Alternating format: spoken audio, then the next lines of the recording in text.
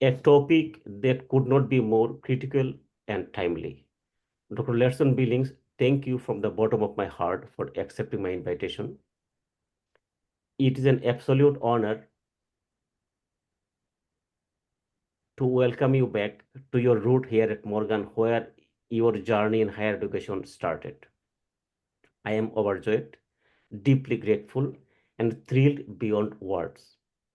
I would also like to take a moment to acknowledge some special guests here who have joined us. Dr. Don Williams, Dean, School of Education at Howard University.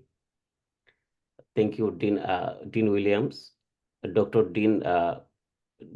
Paula Price, Dean of the College of Education at North Carolina A&T State University, and Dean Tony Letiker, Dean of the College of Education and Human Development at Jackson State University, and of course, my own Dean, Dr. Glenda Prime, from the School of Education and Urban Studies at Morgan State University. Thank you, Dean Prime, for your incredible support and guidance in making today possible. Lastly, I am thrilled to welcome each of you, our esteemed attendees, including higher education administrators, faculty, and students. Thank you for joining us to experience the brilliance of Dr. Ladson-Billings, our distinguished guest, and the true highlights of the event. Now, I would like to request my chair, Dr. Tharman Bridges, Chair of the Department of Teacher Education and Professional Development, for his welcome remark. Dr. Bridges.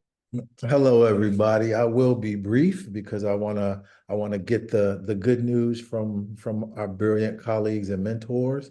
I am Dr. Thurman Bridges. I'm the chair of the Department of Teacher Education at Morgan State University, and I just want to extend an astounding and exuberant welcome to almost 100 people here to talk about the real issues of education and making a reset in general. And so to Dr. Ladson-Billings, for most scholars in the field of education and beyond, we cite you. We have developed our theoretical frameworks based on what you've put out there for us to consume. And so for that, we thank you. And we're teaching these frameworks to our students. And so I'm honored, just like everyone else is, to be in your presence and to hear your good word. And I humbly thank you for joining us. Thank you all. Thank you, Dr. Bridges. Now I would like to request our special guest, Dr. Dawn Williams, Dean of the College of School of Education and from Howard University, for her welcome remarks. Thank you, Dr. Uden, and for that welcome, and also thank you for this invitation. Being in company with you all is such an uplifting moment.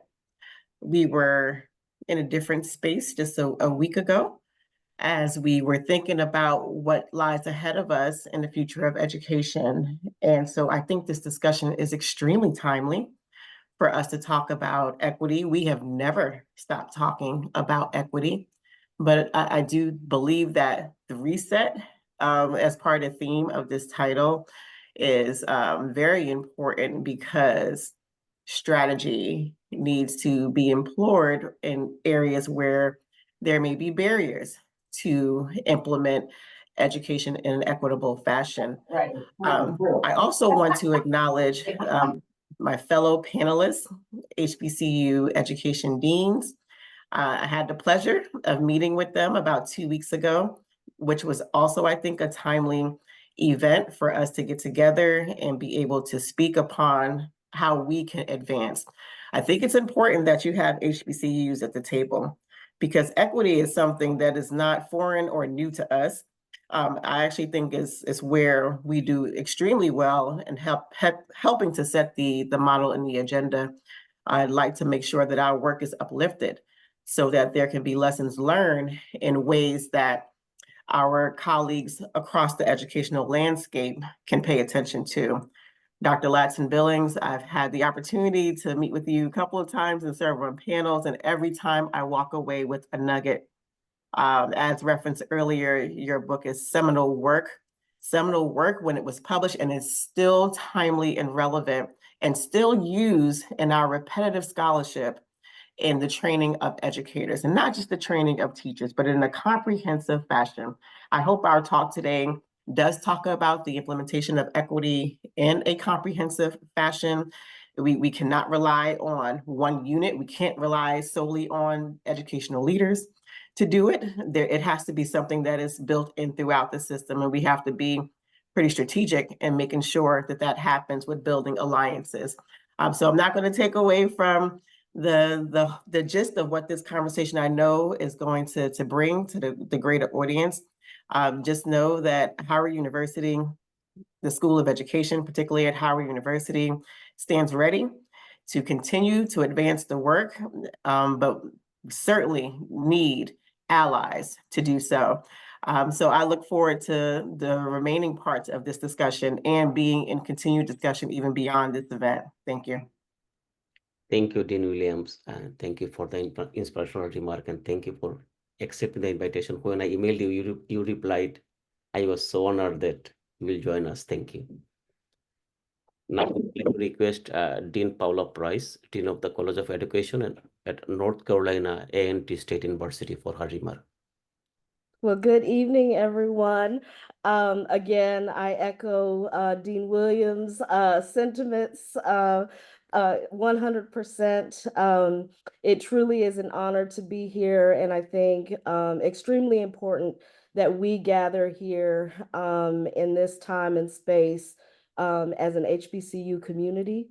I think one of the things that 2 weeks ago when we gathered as deans, it was very clear to us that a lot of the work that is still yet to be done is really going to take the coalition of us working together. And that means us as leaders, that means you all as faculty, and then of course also our students. I think there's a lot of power that we hold here as an HBCU community. And so I really look forward to us charting some new pathways as we do work on this reset. I guess I'm going to be really brief, but I just want to remind us that political elections do not dictate or change our missions. Our institutional missions have been strong from the beginning. And we continue to do the work of Black liberatory education. I will say that I think that,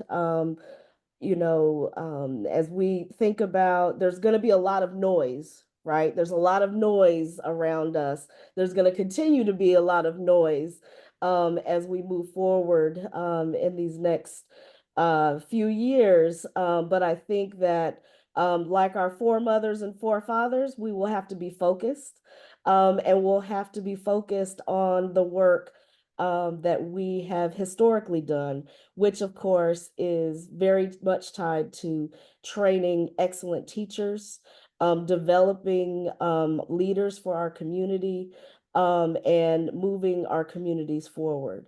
And so I think that while in many ways it feels like it's different this time, I think when we look at our history, the reality is we are living some of the same things that many of our ancestors have lived through, and they have still learned to thrive.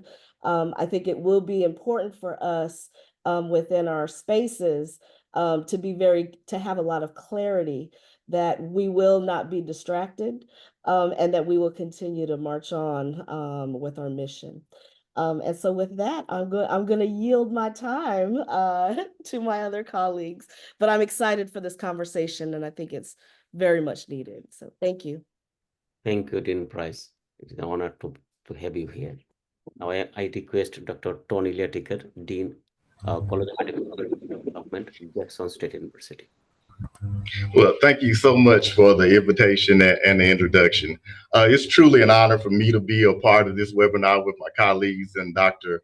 Ladson-Billings. When I first got on this webinar and I saw her face, I got a little tongue-tied because she's meant and means so much to us in the field. But really just thinking about this hard reset issue, I believe that now more than ever, it's important for us to look to the past and also look to our communities for our way forward. When I think about or speak about looking towards the past and searching our communities, I mean really taking a hard look at it the way that Dr. Ladson-Billings did in Dream Keepers, when we looked at the practices of highly effective teachers and identified what works. And that's really what we have to do, because so much is going on within our own communities and within our HBCUs and so forth, that we really have to make sure that we're taking a strong, hard look at what we're doing. And not only that, but that we're getting out and sharing the word with others. I mean, because there are definitely models here with what we're doing that can be shared nationwide and really help to move the field of education forward.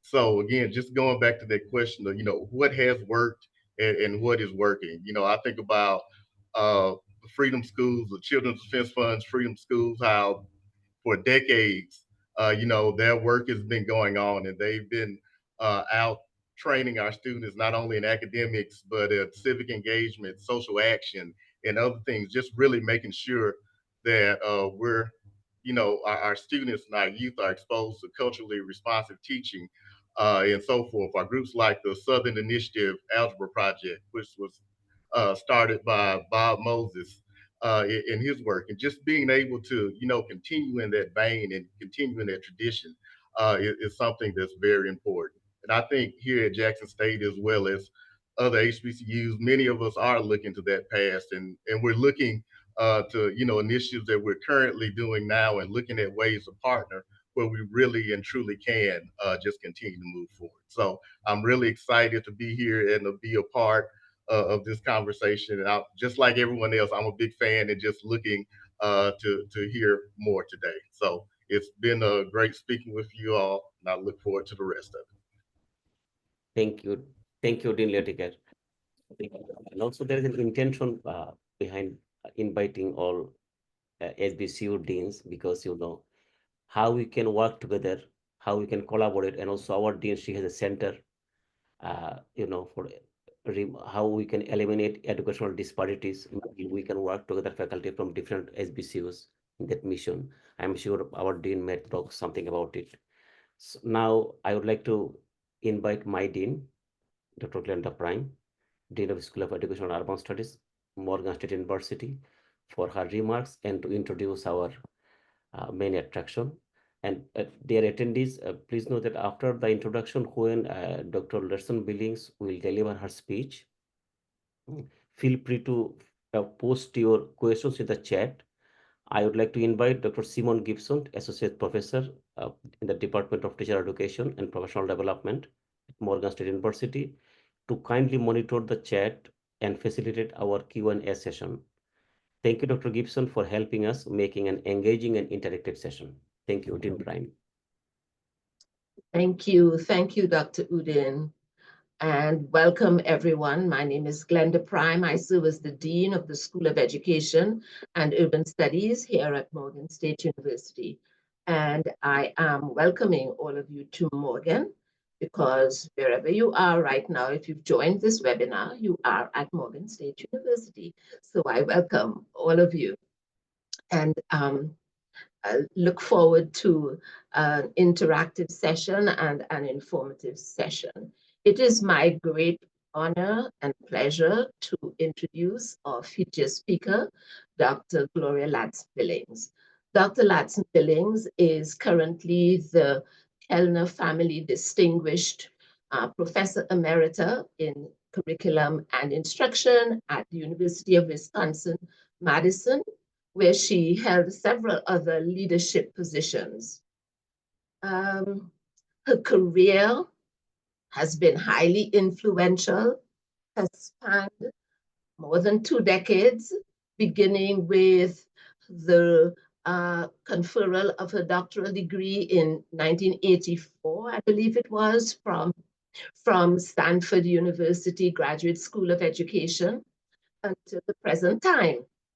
And even though she retired in 2018, Dr. Ladson-Billings continues to be a highly influential and highly impactful thinker, providing us with critical analysis, providing us with impactful insights into education policy and practice. As mentioned by several other people, her book, The Dream Keepers, Successful Teachers of African American Students, is one of her most influential pieces of work and is must read in any teacher preparation program that aims to produce teachers for urban settings and teachers of predominantly underserved African American students. So thank you for that work, Dr. Ladson-Billings, that continues to enlighten us and inform us as we engage in this important work of preparing teachers for urban settings. For me, some of the most influential concepts that were advanced by Dr. Ladson-Billings is her application of critical race theory to the field of education, as well as the notion of culturally relevant pedagogy. The ideas, Dr. Ladson-Billings' ideas, have helped us to understand the historical and social and cultural roots of the disparities with which we live even now, and stand in direct opposition to the deficit theories that some advance about the educational outcomes of African American and other minority learners. So thank you, Dr. Ladson-Billings, for your work. We look forward to another enlightening session. I am truly grateful that you have accepted our invitation. And before I invite you to speak, I would be remiss if I didn't say thanks to Dr. Udin for organizing this session. Dr. Udin is a new, 2 years new, assistant professor in the School of Education and Urban Studies, but has been a great contributor to the intellectual climate of the school through organizing events such as these. So thank you, Dr. Udin. And now I invite you, Dr. Gloria Ladson-Billings, to present your discussion of re-envisioning and hard reset for education. Certainly, the time in which we live and which we find ourselves now is a time that requires a reset, time that requires a deep rethinking of what we are about and how we strategize to achieve what we must achieve. So thank you, Dr. Ladson-Billings. The time is now yours.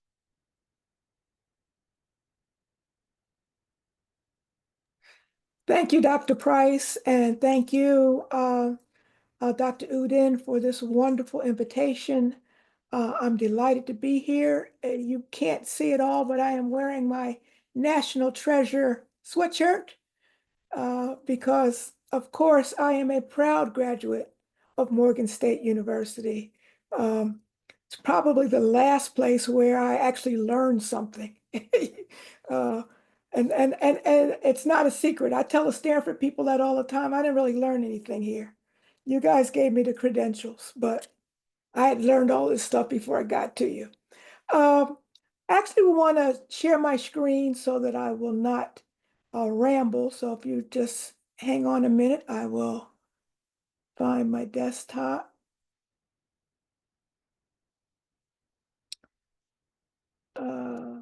I hope you are seeing Yes. the actual slides, not the presenter's view. Okay, great. So I've entitled these remarks, and I've been giving these remarks all around the country. I've tweaked them a bit for what I want to say to you, but the message is pretty much the same, and that is, it is time for a hard reset. And so I want us to be revisioning what education for equity means in the context of the national politics that we are living in.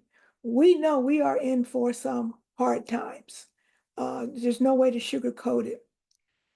So I've been talking to people about what I've called a tale of 4 pandemics. The first pandemic, of course, we all know about. That is the novel coronavirus, SARS-CoV-2, COVID-19. It's the one that sent us kind of spiraling out of control, having to go to school remotely, masking, spending, standing 6 feet apart from each other. It always tickles me that it took the CDC to tell us we needed to wash our hands. It's something I think we should have known. So that one, of course, is the one that's on most people's minds. So when I say 4 pandemics, people get nervous and they say, what do you mean? We just had this one. Well, I want to suggest that the young people with whom we work are not dealing with just that. They are dealing with what I call a second pandemic, and that is the police brutality. Of course, you recognize that picture as Derek Chauvin, who was kneeling on the neck of George Floyd until he died. Now, some people who are scientists in the group might say, well, what you've described is an endemic, but not pandemic. It's endemic because it's all over the United States. But I want to argue that it is pandemic because when this happened, I had colleagues from the UK who reached out and said, well, it doesn't just happen in the US. Have you ever heard of the Stephen Lawrence case? And about 2.5 weeks ago, I was in Santiago, Chile. I was watching the BBC, and they were talking about another case where this man had been shot, Black man had been shot in the UK by the police. Colleagues in France shared with me, hey, you're not the only ones who are going through this. Francophone Africans in France are always being targeted by police, and particularly if they are Francophone and Muslim. So it was not just the US, it's the UK, it's France. Colleagues in Canada, and we tend to valorize Canada. Many people, when they saw the results of the election, said they move into Canada. But I had colleagues from Canada who said, it's not better here. We have found over 700 skeletal remains of children on boarding school grounds of what we've done to Indigenous children. Colleagues in Australia share very similar stories about the persecution and the things that they've done to Indigenous people there. So yes, I say it's pandemic. At the last spring's AERA, President Tyrone Howard from UCLA raised a question that I thought was very poignant. He says, why is it that the darker people are always suffering, no matter where you are in the world? So that's part of the pandemic that our kids are still dealing with. A third one, of course, is the economic one. Our students and our young people are hit very hard by the economic downturn, and some of them still trying to come up out of it. Some of them still struggling to stay in school because they really can't afford it. So that's a third one that they're coping with. The fourth one is that picture there. I put it in the wrong order, but we just had 2 big hurricanes. We are dealing with climate change. It's not a hoax. And yet we are seeing people put in place in offices like the EPA. We know that the progress towards cleaning up the environment is about to be rolled back. And we know that we are in an administration that doesn't really believe that climate change is real. They've said out of their mouth, it's a hoax. But our kids know it's real and they're concerned about it. Our young people know it's one of their major issues. So our young people are facing these pandemics. They come to us either in K-12 or higher ed with these things on their mind. And in addition to these pandemics, there is a shared understanding of how Black people are treated in this country. You have 3 pictures there. The top one is Ralph Yarrow, the young man who went to pick up his brother, who was visiting some friends, and Ralph mistakenly knocked on the wrong door. He didn't exactly know where his brother was. The man at that house shot through the door. He never opened the door. He never talked to Ralph. Shot through the door and shot this young boy in his head. The middle picture is a young man, first name Jordan, I always forget his last name, but he was on the New York subway. And the report is he was, quote, acting strange on the subway. Well, I'm originally from Philadelphia. I have ridden the subway. I have family in New York. I've ridden the New York subway. There's a lot of strange behavior on the subway, none of which gets you killed. But because he was allegedly acting strange, a white passenger took him down in a chokehold and killed him and was celebrated for doing it. So that's what I mean when we have a shared understanding of how Black people are treated. Then the final picture is a picture of Tyree Nichols. I like to include this picture because I want to suggest to you that it's not just white people who have this negative uh, perception of who we are. Tyree Nichols was killed by 5 police officers in Memphis, beaten to death. And all of those police officers were Black. So there's something about the culture of policing that suggests that Black people are not worthy. Now, all of this is going on, and we have this situation at the Texas border where we are so inhumane that the only thing we think we can do is set up barbed wire fencing that essentially is cutting people's life short.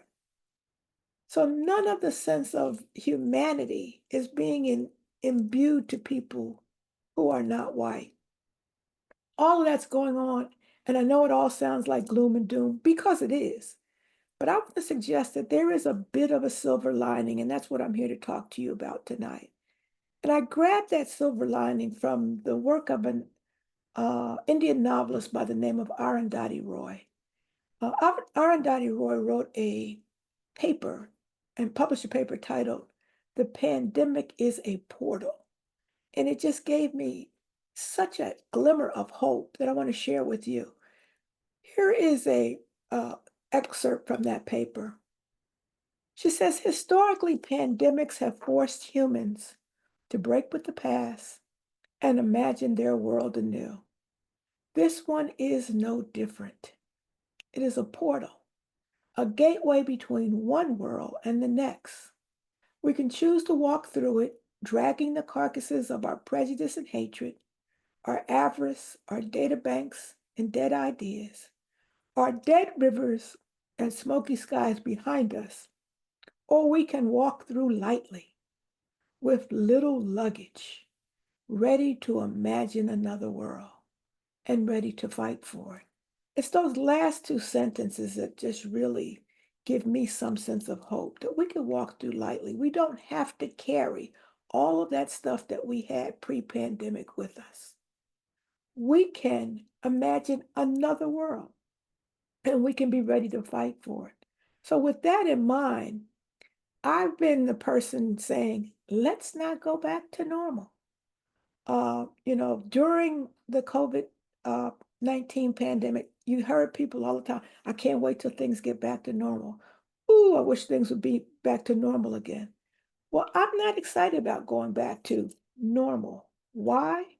Because normal was the place that kids that looked like me ended up being over identified for special ed. Normal was the place where kids that looked like me were regularly suspended and expelled from school. Normal was the place where kids who looked like me never got into AP classes, even if they were qualified, or never got into honors courses. The whole point of an education reset is to not go back to normal. So let's think about this notion of the hard reset. I have this picture up here because every single one of you have one of these devices of some sort, whether it is a iOS, Mac-produced book, a Mac-produced phone, or an Android phone. You got one. Everybody has one. Even those of us who, when they first came out, said, we'll never get one of these. We all have them. They are necessities, but they are machines. And because they are machines, they break. They don't always work the way we want them to work. So we've gotten used to this. And when your phone doesn't work the way you want it to do, there's a couple things you typically will do. Number one, you turn it off and wait for 5 minutes. At least that's the direction. So longest 5 minutes in our life is waiting to get back on that phone. You may turn it back on after 5 minutes and it still doesn't work. So now you're going to be creative and try some other things. So maybe you try to take your SIM card out if you still have one, or you take out the battery and clean the contact points. Or if you're really ambitious, you might go to a support group online. I tell people all the time, those support groups don't know any more than you do, but we go to them.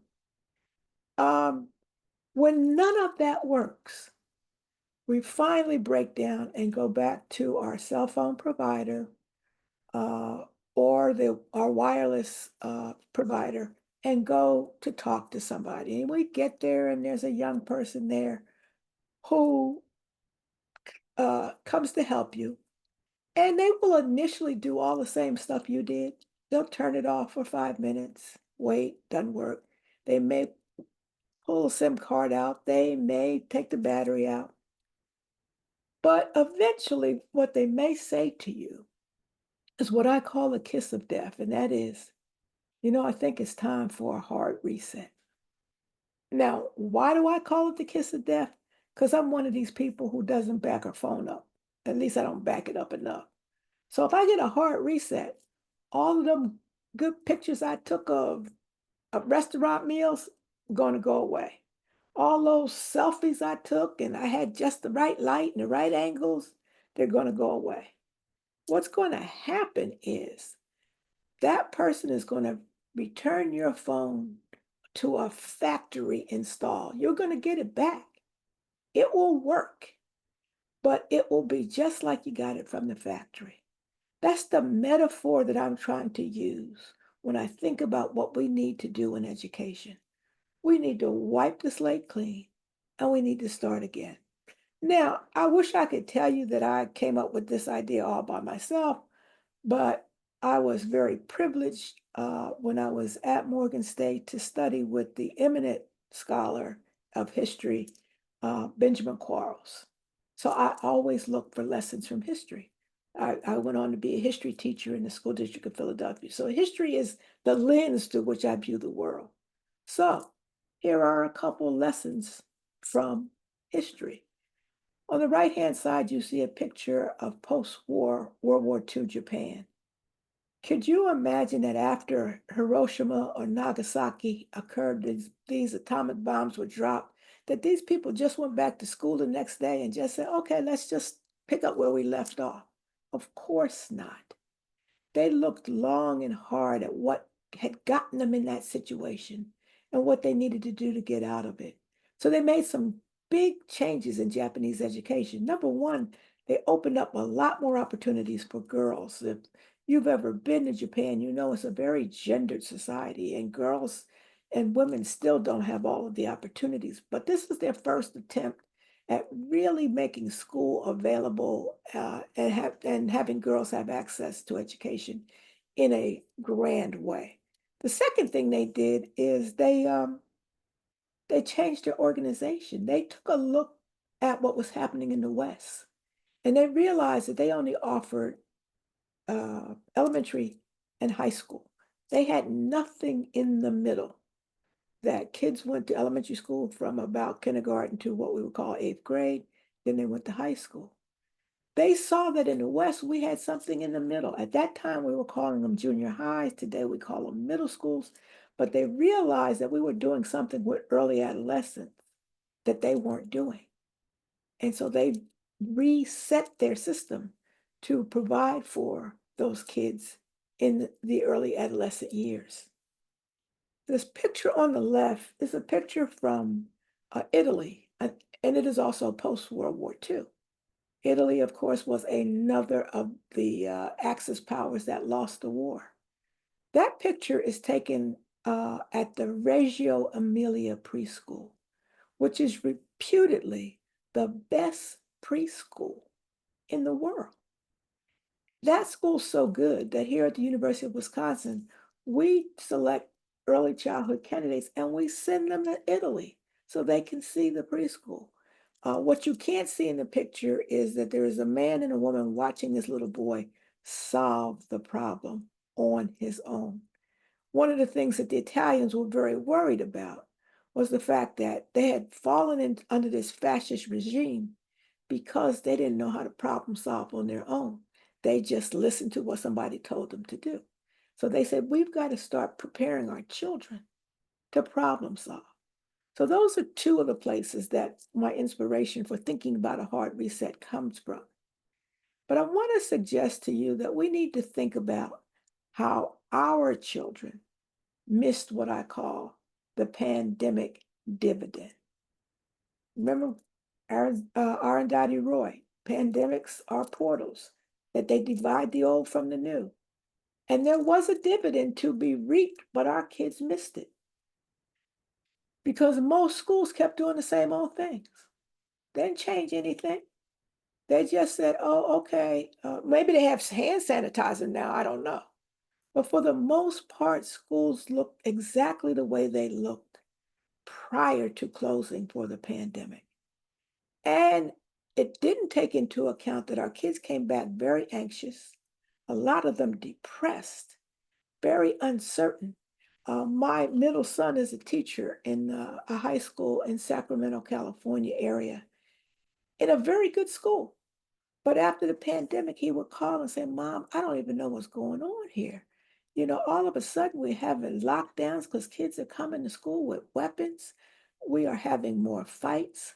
And I said to him, I said, Martin, your kids are anxious and you guys aren't doing anything about that. You're just so worried that the test scores aren't where they were. So we kept doing the same things. And as a consequence, our kids missed the pandemic dividend. And I would also say it's probably the same thing happened in much colleges and universities. You didn't change that much stuff. The second thing is that schools didn't address the rising absenteeism in schools serving Black children. This is one of the biggest challenges that we now have. Kids don't even come to school at all. And we haven't put anything in place to deal with this. Our schools that our kids attend did not creatively use the ESSER funds. I mean, one of the true benefits of the Biden administration is they rolled a lot of money out there. Now, the construction people use their money. When you're driving around, see all them orange barrels, they out there using their money. But schools just use the money to kind of backfill the stuff they've already done. They didn't do creative things. I had the pleasure of sitting on a panel for the proposals for ESSER funds here in Madison. And what we did is we opened up the proposal process to everybody, not just principals, not just teachers. We opened it up to parents, we opened it up to community members, and we opened it up to kids. And one of the most creative proposals that we did fund was brought to us by some young people at a high school. They said, we noticed that a lot of people were going hungry doing this thing. So they wanted ESSER funds to open up what they called a free grocery. In some ways, you might think of it as a food pantry, but they didn't want to call it that. They said it's a free grocery. People who need food, our classmates who need food, could just come in and pick up food, whether it's cereal, whether it's snack bars, whether it's juice, whatever it is, they can come in and get it. But most schools didn't creatively use the ESSER funds. And the schools were afraid to defend diversity, equity, and inclusion. See, what we had a moment when George Floyd was murdered, and there were all the people protesting in the streets, and people were feeling like, oh, we need to do something. But that moment dried up quickly. And then the attack was on. And I don't know if you have been paying attention to the news, but this kind of work is going to be under severe attack in this current administration. I do want to point out to you two notable exceptions to schools not using the pandemic dividend. One is the St. Louis Park, Minnesota school district. That's a picture of folks from there in that top picture. Because what they decided post-pandemic was, we're not going to remediate. We have no evidence that remedial classes are of any benefit. Why would we take the kids who are already behind and slow them down even more? So they moved away from remediation. They got rid of every remedial class in their system, and they moved to acceleration. So to graduate from St. Louis Park High School, every student, and it's a pretty diverse district. It's right outside of Minneapolis. Every student must take at least one AP class, or one honors class, or one college level class. They're pushing their kids forward. They're accelerating. And when they say college level class, they're not saying, oh, you've got to go over to the University of Minnesota and take a college calculus. You could take an art class. You could take a dance class. They teach that at the university. We just want our young people on college campuses so they understand they belong there. The second notable exception, I got two pictures there. One is for those who are joining us from Baltimore, you will recognize it as Paul Laurence Dunbar High School. They totally used the pandemic as the way to rethink some of the stuff they were doing. So that's them in the middle. In the bottom, they are celebrating their principal, Dr. Utundi Reeves, who was the Maryland Principal of the Year. Now, those of you from Baltimore know they never pick anybody from Baltimore to be the Maryland Principal of the Year. They pick people from Chevy Chase. They pick people from, those Montgomery County districts where folks have resources. But Dr. Reeves has done a remarkable reset of Paul Laurence Dunbar. For example, all seniors must apply to at least one college in order to graduate. She's not saying you got to get in, but you got to go through the process of applying. When she spoke to her seniors for this year in the fall, she asked them what they thought about that idea. They said, Dr. Reeves, you should make us apply to at least two. One is not enough. So the kids are ready to accelerate. Last year, Dr. Reeves, and those of you who know Dunbar, you know they have this incredible football program. I think 3 or 4 years in a row, they've been state champions. But last year, one of her football players was offered admission at Harvard, not as a football player, but as a student. And he took it.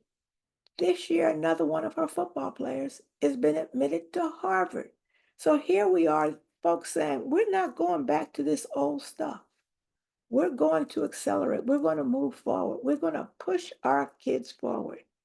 Well, you can't change your practice until you change your theory. And what do I mean by that? Well, your practice is linked to how you think about learners, how do you think about their parents, their caregivers, their communities, and their culture. If you think this is a culture that doesn't value education, that's how your practice will reflect that. Your practice is really an extension of how you believe people learn. If you think people only learn the way you learned, then all the people who don't learn the way you learn are going to suffer. And your practice is not going to change just because you receive some new curriculum materials or you get some new strategies. It is really about how do you think about those young people who sit before you.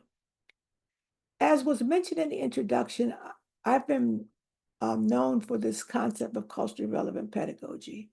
People said several times that they had read Dream Keepers. You will note that is the third edition of the book. I call it the book that will never die. Seems like every time I'm finished with this book, here comes the publisher saying, "Oh, it sells well. We just need to do a few updates on it." In fact, I am right now in the midst of turning the book into a graphic novel. I have the illustrators. We have sold the rights of the book to Teachers College Press. So we actually, for those people who don't want to read that much, we're going to have the pictures for them.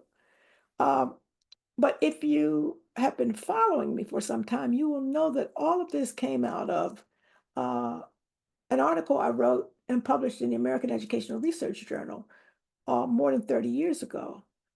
Called Towards a Theory of Culturally Relevant Pedagogy. I want to quickly go through what I mean by culturally relevant pedagogy because I keep hearing people use the term, but I also hear people misuse it. So I want to make it clear what I mean by this notion. So I want you to think of an equilateral triangle. Three sides, equal angles. Why? Because all three of these components are equally important. If you pull one away, you're not doing culturally relevant pedagogy. You might be doing something good, but you're not doing what I've described as culturally relevant pedagogy. Those three sides include a focus on academic achievement, or more specifically, student learning, a focus on cultural competence, and a focus on sociopolitical or critical consciousness. So let me try to go through each of these. So the supporting student learning seems like a no-brainer. I mean, duh, it's why teachers are paid, right? You're supposed to make sure kids are learning. But we end up having these debates over depth versus coverage. Should we go deep in the exploration of what we're trying to teach, or should we try to cover everything in the syllabus, or everything in the book, or everything in the state framework? That's a debate we'll never truly resolve. That's a decision that teachers often have to make. I also think, when I talk about student learning, that we have to move away from the notion that high failure rate is the same as being rigorous. No, maybe a high failure rate means you're not a very good teacher. How about that? Because if everybody's failing, then what is it that we are actually producing? What is it we're actually doing? I want us to move away from a very stale metaphor that I think we've had a very long time. And that is that the work we do is like putting people through a sieve. We put them in the sieve and we push, push, push. And only the ones that come out on the other side are worthy.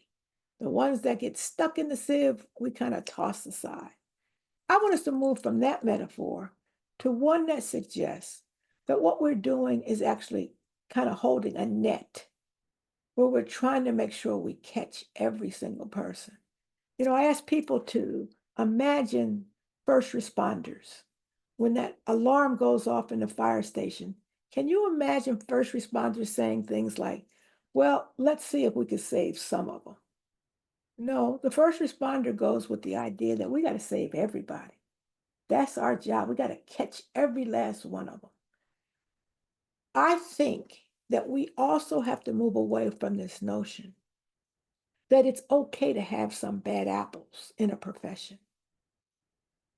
I am, one of the things that really struck me, and I'm on the airplanes frequently, is that some years ago, the head of the FAA said, we will have 0 commercial accidents in the United States, 0.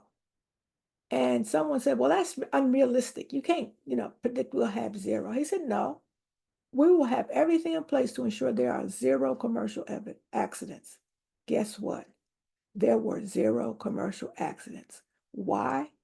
Because the folks who work on the airlines are very diligent.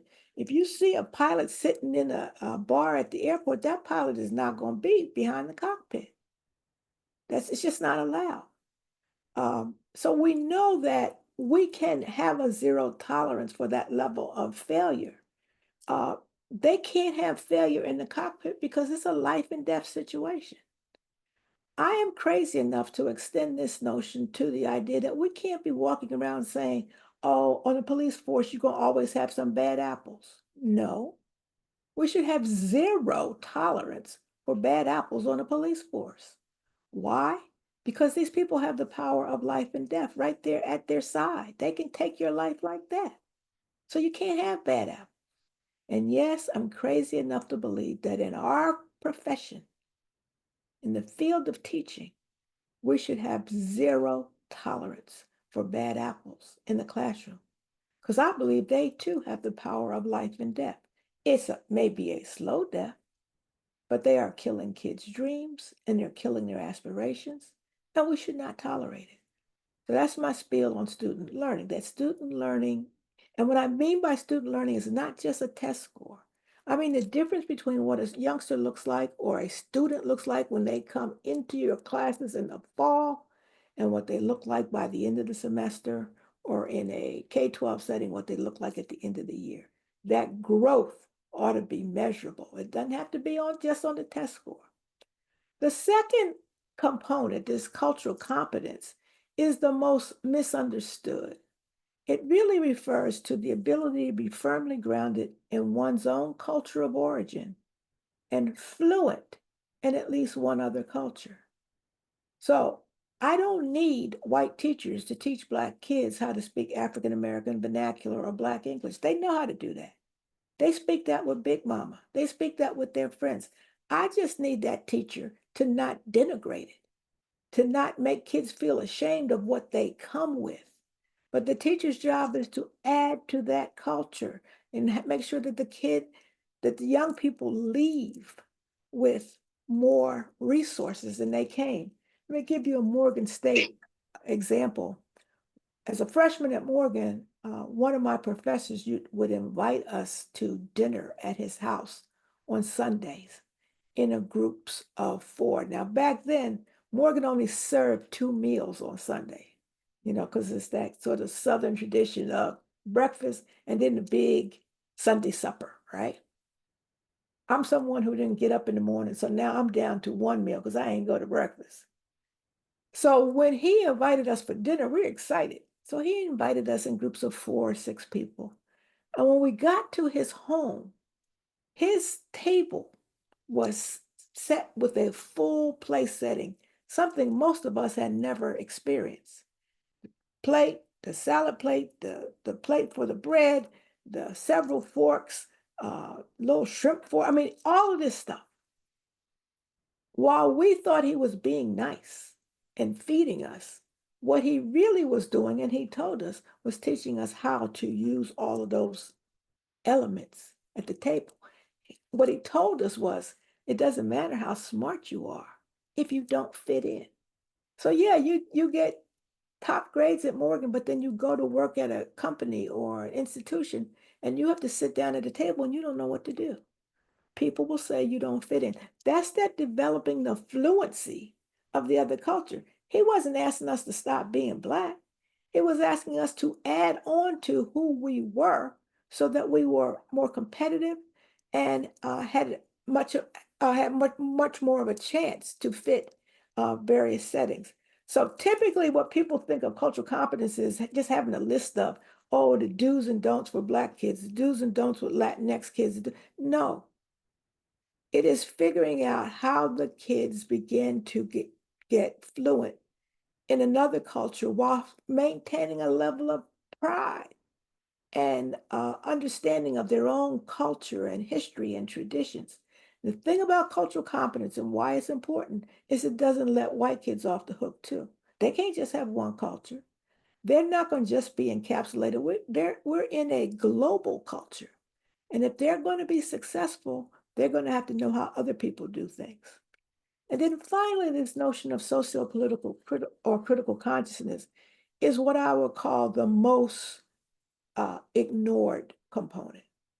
Because people think, oh, the minute you say political, oh, no, we can't do that. No, I didn't say partisan. I said political. And teaching is a political act. You are either upholding the status quo or you are helping young people change it. So I have this quote here by Thomas Jefferson. I have a really mixed relationship with Thomas Jefferson. I refer to Thomas Jefferson as the first Shaft. Y'all remember Shaft? Where they said he's a complicated man and nobody understands him but his woman. That's Thomas Jefferson. Because on the one hand, Jefferson had a brilliant mind and understood democracy probably better than most. On the other hand, he was engaged deeply in enslaving people. But this statement that he makes it in 1787. He says, above all things, I hope the education of the common people will be attended to, convinced that on their good sense we may rely with the most security for preservation of a due degree of liberty. Now, that doesn't sound all that radical, but this is 1787. This is a statement that Jefferson has written to James Madison. Why is it a radical statement? Because in 1787, nobody was paying attention to the common people. Common people didn't get educated. We didn't have an education system. The only people being educated were the wealthy. the aristocrats. They're sending their kids over to Europe or maybe to New England somewhere. But the common people kids did what the common people did. If your common person father was a farmer, you're going to be a farmer. If your common person father is a blacksmith, you're going to be a blacksmith.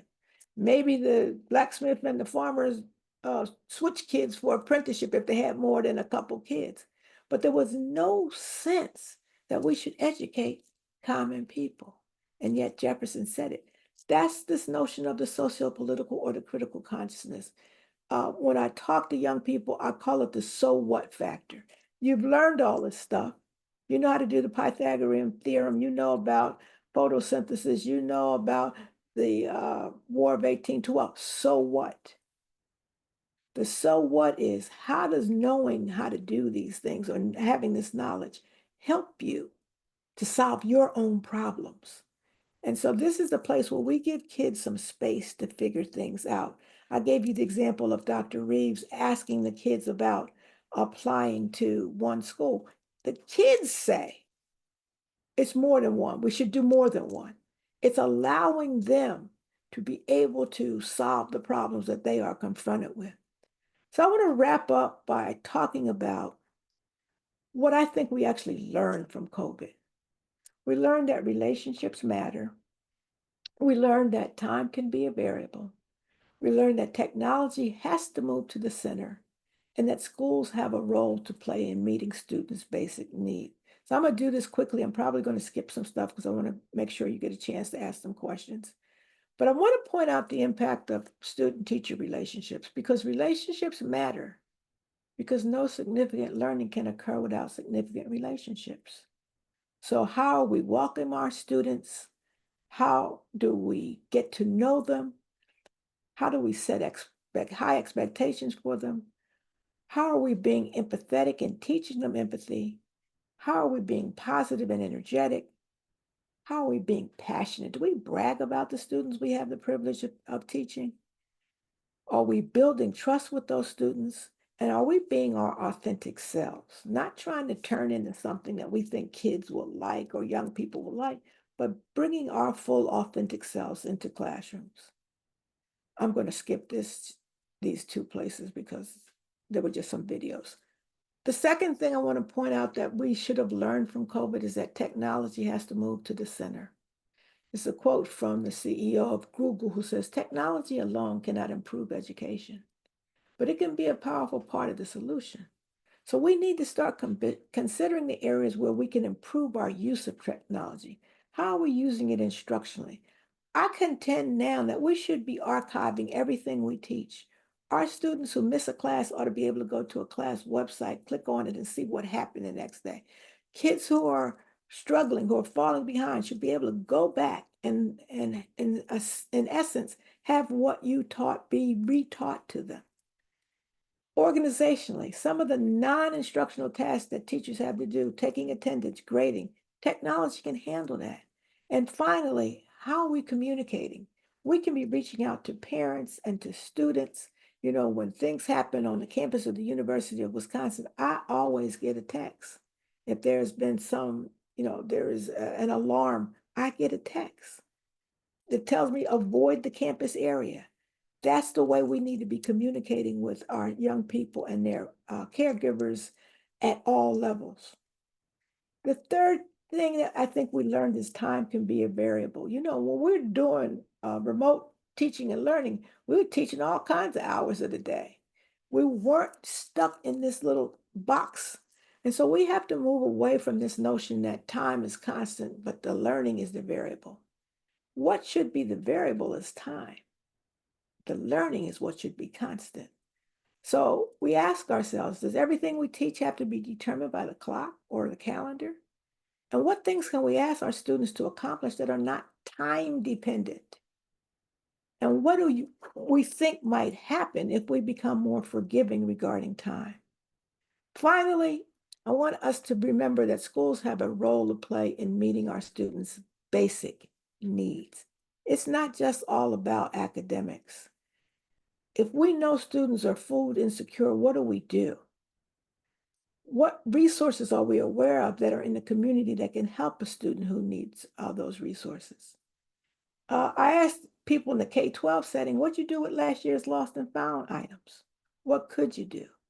Could you launder those things, those hats, those gloves, those mittens, those scarves, whatever they are, and have a free clothing sale?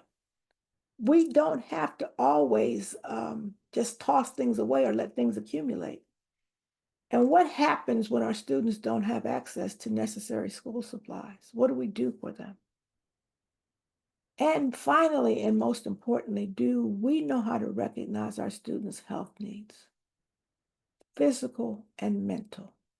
You know, I've worked in a university where there's lots of resources, but I can't tell you how many students I have encountered who have been battling depression, battling anxiety in ways that don't let them get past a week or two of class, where I've had to sit down with them and help them find resources so that they can cope.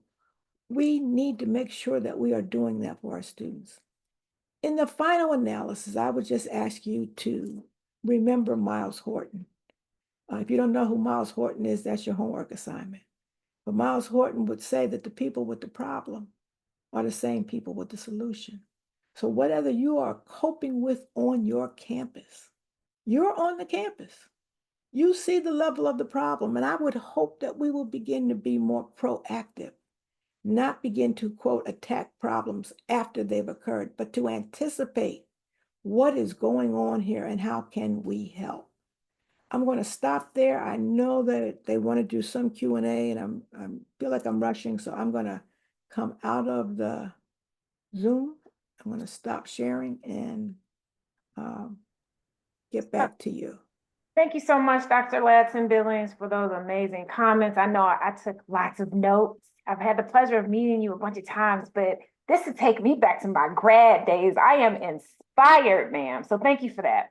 So You're at welcome. this point, for all the folks in the audience, if you have questions, I ask that you kindly post those in the chat, and I'm going in order in which they were received. So if I want to just take a moment for the rest of our esteemed panel members who are here, we've got Dr. Williams, Dr. Groves Price, Dr. Latiker, and our very own Dr. Prime. Did you all have any comments you wanted to make before we opened up the questions, before I start reading the questions from the chat?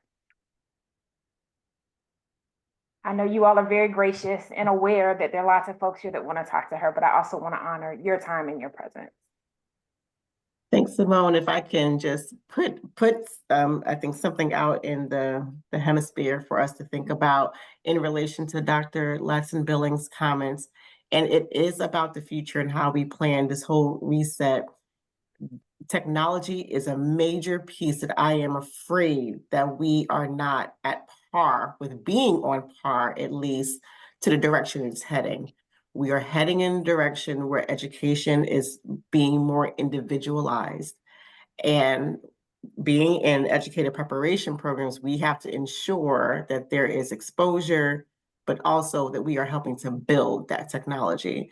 So I just want to just sort of plant that out there because it aligns heavily with Dr. Ladson-Billings was referencing as far as moving forward in this reset and from the lessons that we learned as a result of the pandemic. So thank you for that opportunity, Simone. Thank you, Dr. Ladson-Billings, for your very inspiring remarks. I have a comment in the chat, but I'll throw it out now if you let me, Simone. It seems like our education system is fixated on standardized testing.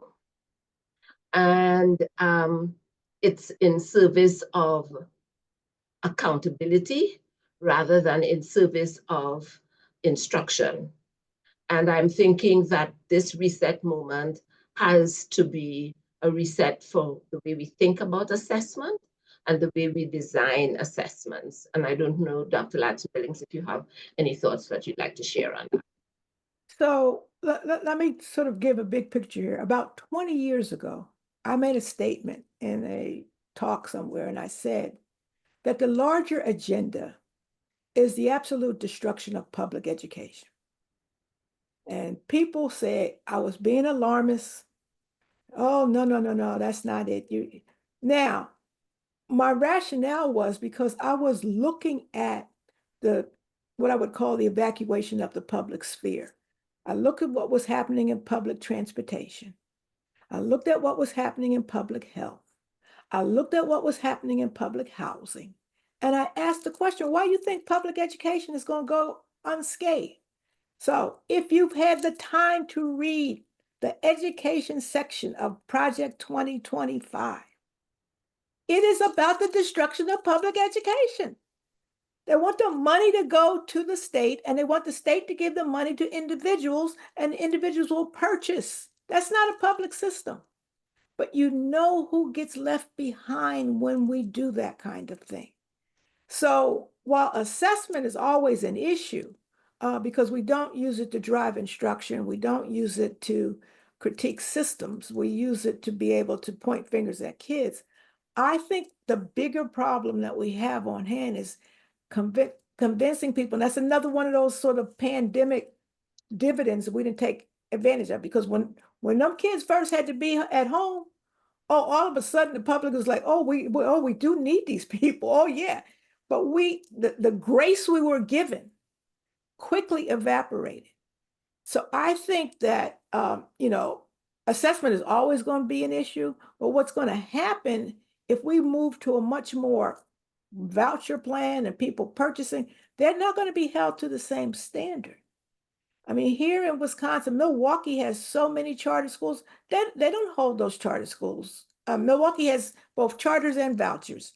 Those schools are not held to the state. They're not in the state database. They don't have to do any of the stuff that the rest of the people have to do.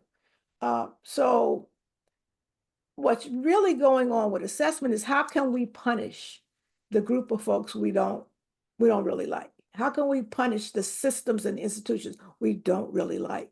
I mean, if you actually look at higher education, I mean, we do not graduate 100% of the folks who come to the University of Wisconsin.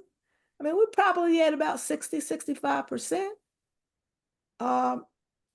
We don't worry about that, right? Because it's like you purchased it and you got out of it what you could. But somehow public education is being held to a different kind of standard that suggests every single person has to not only get through the system, but they have to get through it at this particular level. Some years ago, I think it was a school district in Rochester, New York, that was playing around with time as a variable and essentially saying to kids, if you think you can finish high school in 3 years, let's put you on a 3-year plan. Because many of us know that some of our kids, by the senior year, they're really done. We just got them taking these courses. But they also said to kids, if you think it's going to take you more than 4 years, if you think you really need to be on a 5-year plan, let's plan that out, because maybe you work and you have other responsibilities and you could do this in 5 years. It's really interesting, I think, that we aren't willing to be more flexible around things like time that might make our assessments look a lot better. Thank you, Dr. Ladson-Billings. If there are no other questions or thoughts from our special guests, I'm going to now transition to the questions from the audience. And I strongly encourage you all, please upload your questions. And based on our time, I'm just going in order. The first question that we have, Dr. Ladson-Billings, is, in what ways can we harness and adjust education so that we use all these new technologies like AI while making sure we do in equitable ways and without adding to access and equity gaps? Yeah, I mean, I think the interesting thing about the technology is that our young people are ahead of us. And so we're literally trying to teach them something we don't know. And so we need to be, in some ways, retrained, retooled to be able to figure out how we can better use it. I mean, we're seeing kids being punished for using AI editors, where, I mean, what would be wrong with that? Someone said, well, AI is cheating. I was like, where were you when all them little Cliff Notes was out? You think I read all those books? I certainly did not. I had a lot of stuff to do. I got some Cliff Notes. So I think in some ways, people are going to find ways to be more efficient. We just have to, I just think we tend to be behind the curve as the educators on this. So we actually need to be able to take the time to ensure that we actually know how the technologies can be used. Right now, we kind of put the technology on the side, so you call the tech people when you can't get your email or when you can't get something to work, as opposed to having them in the room when we are talking curriculum, when we are talking pedagogy. They need to be a part of the ongoing discussions. Thank you. The next question, what, Dr. Ladson-Billings, do you see as the role of teacher education programs in preparing pre-service teachers for this reset? Teacher education is a very common whipping boy in the academy. There is discussion now of moving teacher certification out of the university, right? So now you have programs like Relay or other programs where they don't even go through a teacher ed program. They just go work at a school district and the school district gives them some courses or something. That's a very dangerous move for the elevation of the profession. I often will make the comparison between what happened in nursing. Nursing, like education, started outside of the academy. Nursing started in hospitals. But over time, they realized there was so much more information that nurses needed that first they needed 2 years. Then they went to 4 years, so you can get a BS in nursing. But increasingly, if you go into a really high quality hospital, your nurse is going to have a master's degree. So we're putting more academic requirements on nursing at the same moment we're saying to people who want to be teachers, you don't need very many academic requirements. So I think teacher educators need to be able to advocate for the role of teacher education, but we also got to be able to prove our mettle. We got to be able to say, here are where our graduates are. Here's what they do. If you didn't have, if you didn't have these graduates from Jackson State, you wouldn't have these people in schools here. If you didn't have these graduates from Morgan State, this is how Baltimore schools will be diminished. We've got to prove our mettle. We've got to show people what it means not to have us. Right now, I think we're just, we're kind of running for our lives, just saying, oh, okay, well, for years in Wisconsin, they wanted to get rid of the teacher education program. Now we have reputedly, the #1 school of education in the country, but they wanted to get rid of our teacher ed program. Here's what we argued for them. We don't really have a big program as big as this university is. We have 42,000 students here, and we have a teacher ed program that probably, we might have 200, 300 students a year. But what we shared with them is, if you go to all the other University of Wisconsin campuses, and we are a system of about 14 campuses. If you go to Green Bay, Milwaukee, La Crosse, Eau Claire, and look at the vitas of the teacher educators at those schools, because what they were saying to us is those schools can do teacher education, you guys don't need to do it. But we said, if you look at their vitas, most of them came from us. We're preparing the teacher educators that are in these other schools. So then the legislature backs off and says, oh, we didn't understand that. We didn't realize that. So in some ways, you have to prove your mettle. The other thing I think we have to do is we have to begin to show that we have good ideas, smart ideas that can make things even better. And I'll give you an example. For 2 years during the pandemic, I was a Hagler Fellow at Texas A&M. And as my fellowship was wrapping up, I went down, met with the dean, and it was about the time that the state of Texas took over the Houston Independent School District. Now, Houston is a huge district, 280 schools. And the way that the Texas law is written, if you have one school in a district that is low performing 3 years in a row, the state can take over the whole district.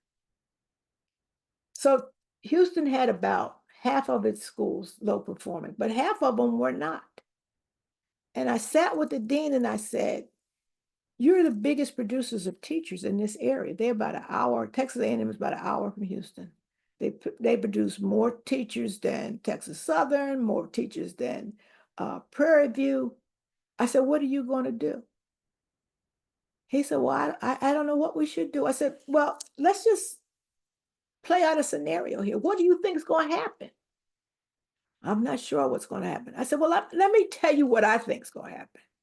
I think that those schools that are the high performing schools are pretty much located in affluent, mostly white communities. I think they're going to leave Houston altogether and form their own school district. And then I think the ones that are left, the low performing, are going to get sold off to charter EMOs, to educational management organizations. Are you okay with that?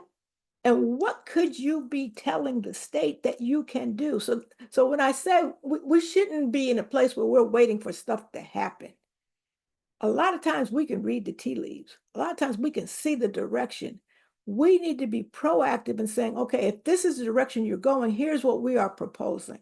One of the things that we just did at Wisconsin is we have just put together a program, mostly donor driven, to forgive the loans of the people who are coming through our teacher ed program. Their commitment has to be that they stay in Wisconsin. Because we see we're losing people. They don't stay.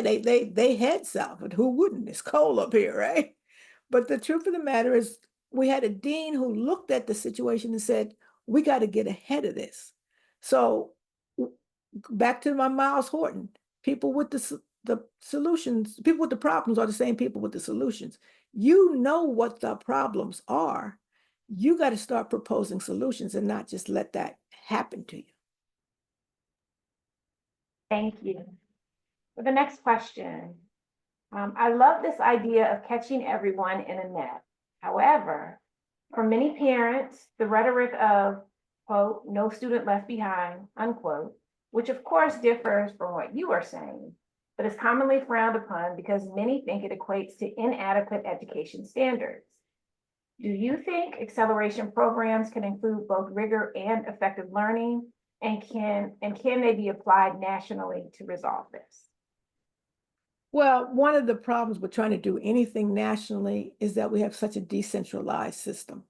When I talk to colleagues internationally, they don't know, they cannot for the life of them figure out what we're doing.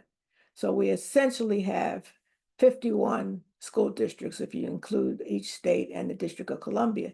So it's hard to talk about what we can apply nationally because we don't, you can actually get a good education in some states, and why would they change if what they're doing is already working for them?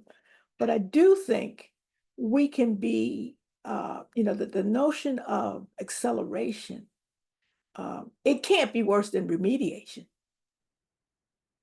because we have no evidence that remediation has helped our kids. I mean, just logically, it doesn't make sense. If I'm already behind, what good does slowing me down do? So the point of acceleration is not so that you get a 4 or a 5 on an AP exam, but rather that you get exposed to the very best that we have to offer, even if you struggle with it. A C in an AP biology class is better than an A in a basic science class, okay? Because you got exposed to much more rigorous kinds of things. And I don't know why we're presuming our kids can't do this work. I don't think there's anything we actually offer in schools that our kids can't do. Thank you. The next question, in light of the new administration, how can we make sure that Black educators stay hopeful and impactful? That's a hard question. I'm just going to say we're going to do what we do. We're going to do what we did in strict segregation. We're going to do what we did when we didn't have any school. We're going to do what we do when they said we weren't allowed to go to school. We have always found a way. If you haven't read James Anderson's wonderful book, Education of Blacks in the South, 1865 to 1935. If you haven't read that, then you don't really know the story of what we have done to subvert systems that are designed against us.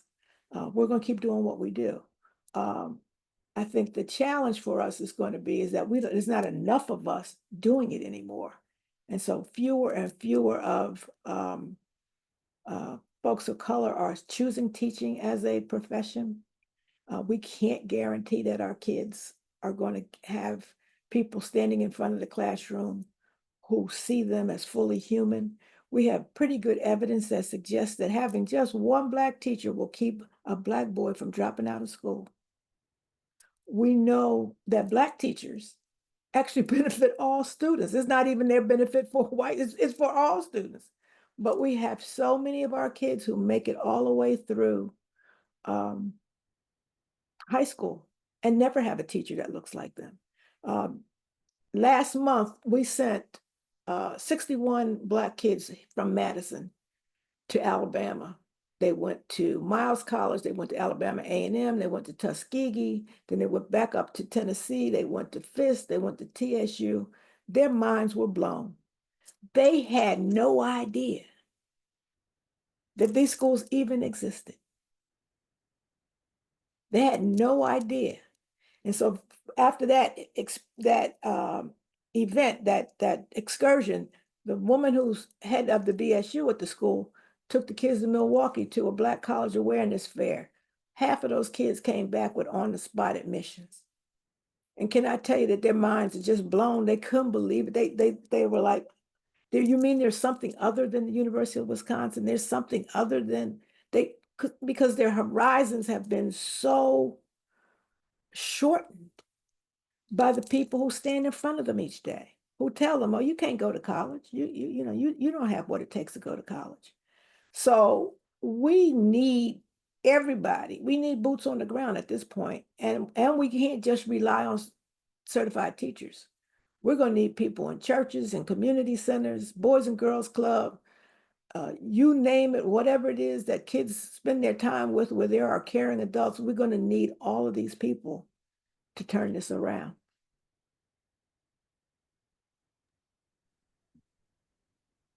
There are a number of other questions for you, but I've been asked to stop the questions at this point just to honor your time as well as the rest of the other folks who are here on the call. At this point, Dr. Udine, as the grand host of this event, I'm going to turn it back over to you. Thank you so much. Thank you, Dr. Gibson, for making the interactive and really the question and for helping us to learn from Dr. Ladson-Billings. Thank you, Dr. Ladson-Billings. Can you please give her a round of applause for her wonderful speech and for insight, what she shared with us with analogy, like a simple use cell phone, how we need to fix it, right? Very simple, useful things we're using every day. If it works, then what we need to do? Thank you for the analogy. And we are about 6:30. Thank you, Dr. Ladson-Billings, for your time again. And I would like to request my dean for her closing remarks and to close the event. Thank you, everyone. By the way, I see one of my colleagues from England, from University of Sheffield, Dr. Ben Duke is here. Thank you, Ben, for joining from England. Thank you. Dean Prime. Well, I just want to say thanks again to Dr. Ladson-Billings for sharing her wisdom and her time with us. As usual, she has stimulated our thinking, and we're just very grateful. The first time I heard Dr. Ladson-Billings speak was she was speaking to the National Association for Research in Science Teaching. And she made us really very reflective by saying, the title of the talk, I don't know if you remember, Dr. Ladson-Billings, but the title of your talk was, I used to like science, and then I went to school. It made all of us science educators really think hard about what we were doing in the science classroom. You've done that again today. You've made us think very hard about the things we are doing, so we thank you. Thank you very much. You're welcome. Thank you. Thank you, everyone. Special thanks to Dr. Dean Williams, Dean Price, Dean Letiker, and my dean, and my chair, my colleagues, Dr. Gibson, Dr. Anderson, Dr. Rhodes, Dr. Nolly, everyone who joined Dr. Empower. I see so many colleagues from so many campuses. Thank you for joining. We really appreciate it. And if you need the recording, please let me know, then I will share it with you.